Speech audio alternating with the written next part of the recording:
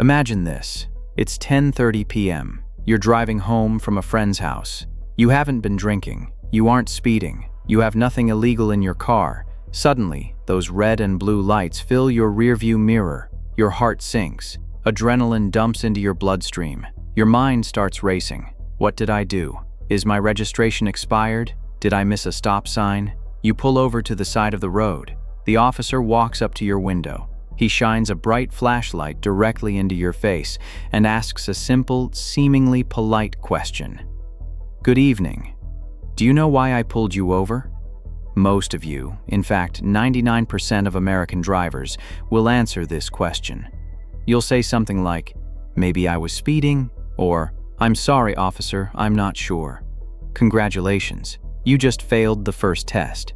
In the next 15 minutes, that simple answer could spiral into a vehicle search, a planted evidence claim, thousands of dollars in legal fees, or even a night in jail. I've spent the last 15 years analyzing traffic stop case law and defending good people who made bad decisions in the first 60 seconds of a police encounter.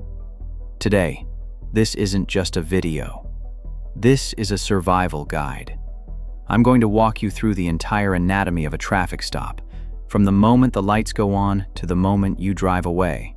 I will teach you the psychology officers use to trick you, the Supreme Court rulings that protect you, and the specific scripts you need to memorize to bulletproof your freedom. This video is long for a reason, because your freedom is worth more than a 60-second clip. Buckle up. Let's get to work. Before we talk about exactly what to say, you need to understand who you are talking to. Police officers are trained in a specific interrogation technique called command presence. Their goal is to dominate the interaction immediately. They are taught that every traffic stop is a potential ambush. They are on edge, but they are also trained to act like your friend. This is the wolf in sheep's clothing tactic.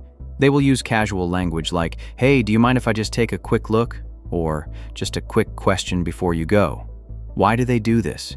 Because the law divides police interactions into 3 distinct categories. You need to understand these or you will lose.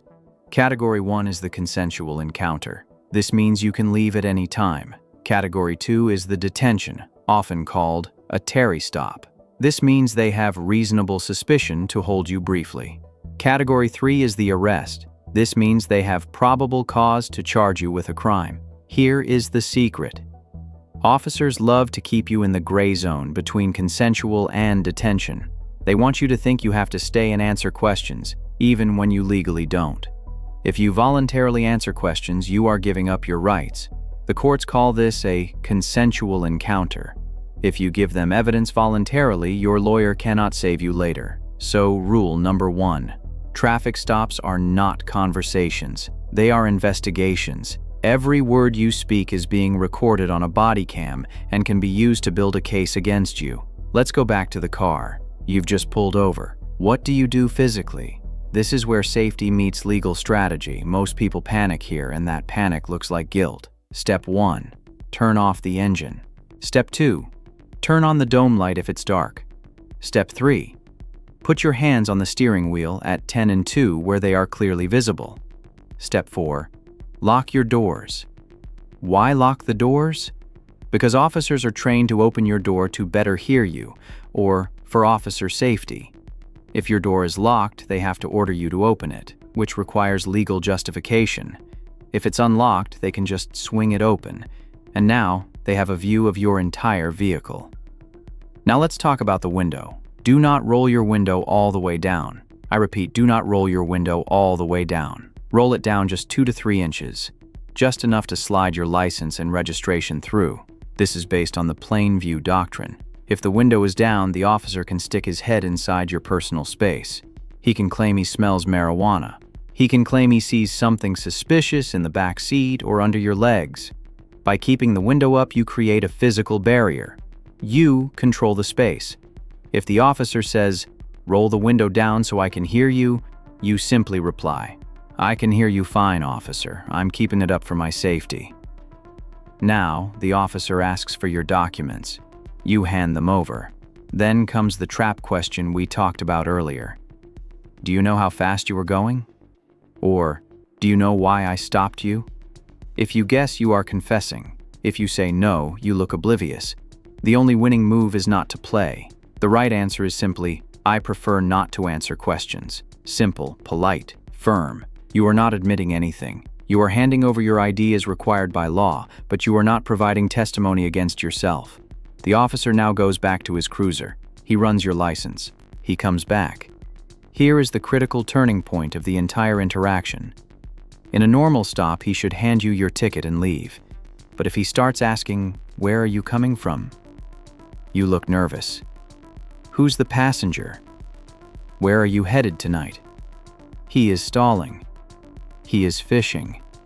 He is trying to extend the stop to find a reason to search you. This is where you use the most powerful weapon in your arsenal. The Supreme Court case, Rodriguez versus United States. In 2015, the Supreme Court ruled that a police officer cannot prolong a traffic stop beyond the time reasonably required to address the traffic violation. Once the business of the ticket is done, the stop must end. So, if the officer starts chatting after writing the ticket, or if he delays writing the ticket just to quiz you about your life history, you ask the golden question. "Officer, am I free to leave?" This question forces him to make a legal decision on camera. If he says yes, you say, "Thank you," roll up the window, and drive away immediately. Do not say goodbye. Do not ask for directions. Just leave. If he says no, you are now being detained. The rules have changed. Now you say, "If I am not free to leave, what crime am I being suspected of?" Now he has to articulate reasonable suspicion. He can't just say, "I have a hunch."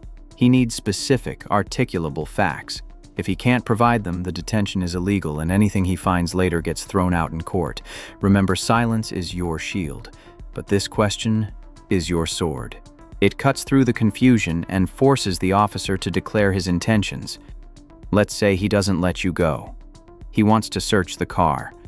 Officers know they usually don't have probable cause to search. If they had probable cause, they wouldn't ask you. They would just search. So they need your permission. They will phrase it like a casual request, trying to use social pressure against you. They will say things like, "You don't have anything illegal in the car, right? So you don't mind if I take a quick look?" Or, "If you've got nothing to hide, why not let me check so we can get you on your way?" Listen to me closely. Never consent to a search, ever. Even if your car is empty, even if you are a saint, even if you just cleaned it. Why? Because you don't know what your friend left under the seat 3 months ago. You don't know if the previous owner left a pill bottle in the trunk lining. You don't know if the officer will claim he found something that wasn't there. If you say yes or okay or I guess, you waive your Fourth Amendment protection. You cannot sue them later. You cannot challenge the evidence. You gave them the keys to your own destruction. So, what are the exact words? When the officer asks to look inside, you say clearly and firmly, "Officer, I do not consent to any searches." Say it just like that. I do not consent to any searches. The officer might get aggressive. He might change his tone. He might say, "What are you hiding? If you don't let me search, I'll call the K9 unit and we'll be here all night." This is a common threat, but legally it is often a bluff. Under the same Rodriguez ruling we discussed, they cannot prolong the stop just to wait for a dog unless they already have reasonable suspicion. If he threatens the dog, you go back to your first shield. You ask, "Officer, am I free to leave?"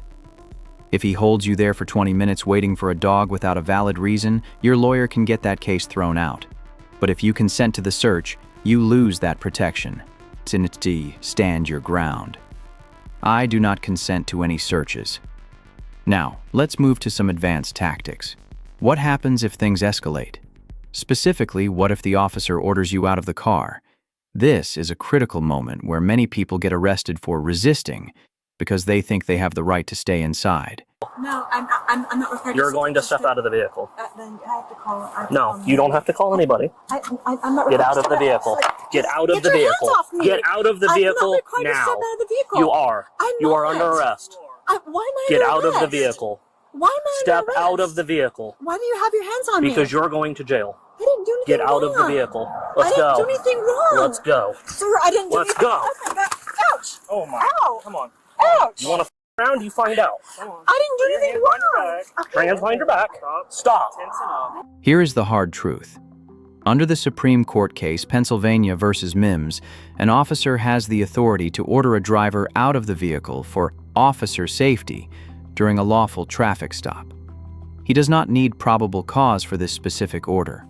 If the officer says, "Step out of the car," do not lock your arms on the steering wheel, do not scream, do not refuse. If you do, you will be dragged out, tased, and charged with obstruction. However, you still have a move to make. You need to establish that you are not doing this voluntarily. Here is the script. Officer, step out of the vehicle. You. Officer, are you asking me or ordering me? Officer, I'm ordering you. You. I am complying with your order under protest. I am not stepping out voluntarily. Why does this matter? Because if your lawyer can later prove the original stop was illegal, the fact that you were forced out under protest strengthens your case.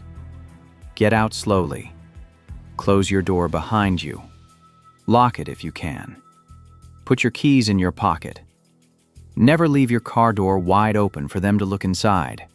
Once you are outside, the interrogation will intensify. They will separate you from your vehicle. They might separate you from your passengers. This brings us to the most misunderstood right in America, the Fifth Amendment. Most people think the right to remain silent means you just zip your lips and say nothing. Wrong. In the 2013 case Salinas versus Texas, the Supreme Court ruled that simply staying silent is not enough.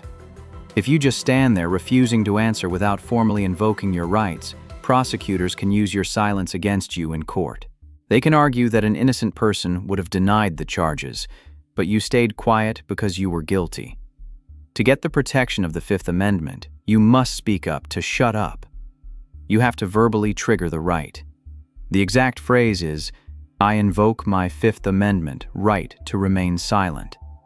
Or even better, "I am not answering questions without my attorney." Once you say those magic words, the legal landscape shifts. Police are legally required to stop interrogating you. If they continue to badger you, any answers you give after that point are often inadmissible in court. But you have to say it.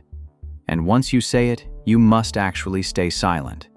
Do not answer just one more question. Do not explain yourself. Do not make small talk. Silence means silence. Finally, let's talk about passengers. If you are riding in a friend's car and you get pulled over, you have rights too. In most states, unless the officer has a specific reason to suspect you of a crime, you are not required to identify yourself. If an officer asks for your ID, you can ask, "Officer, am I being detained or am I free to go?" If he says you are not free to go, ask, "What crime am I suspected of committing?"